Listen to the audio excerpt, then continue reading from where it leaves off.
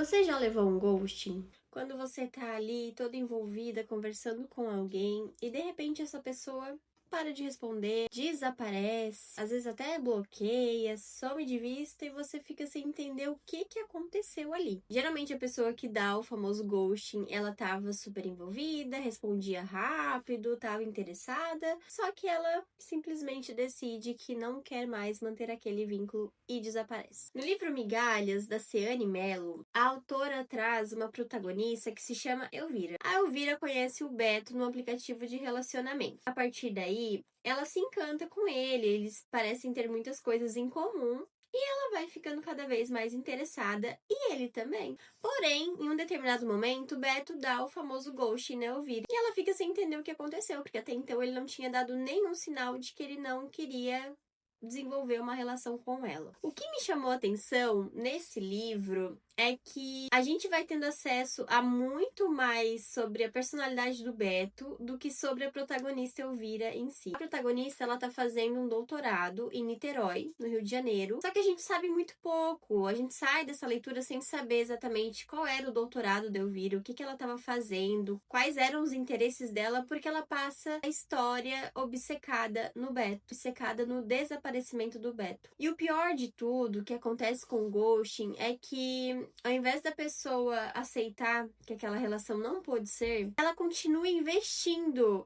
de uma forma totalmente unilateral. Então ela continua mandando mensagens ao Beto, continua fingindo que eles têm algo porque ela não conseguiu desinvestir nessa relação. E o que é muito triste é que ela poderia ter usado essa energia que ela investiu nessa relação que não existe em outra relação, em outra pessoa que poderia ser recíproco para ela. É um livro muito interessante pra gente pensar sobre relações, sobre ghosting, sobre investimento nas relações. Por que é tão difícil aceitar que a pessoa não ter dado respostas pra gente, aquilo já é uma resposta? Às vezes a gente fica tão preso em algo porque a gente quer uma resposta palpável, a gente quer uma frase escrita, a gente quer uma explicação. Enquanto a gente não tem essa explicação, a gente fica tentando fantasiar e entender o que aconteceu. Só que o silêncio também é uma resposta importante. A gente precisa aceitar porque a gente precisa seguir a nossa vida. Se a gente não aceita, a gente fica preso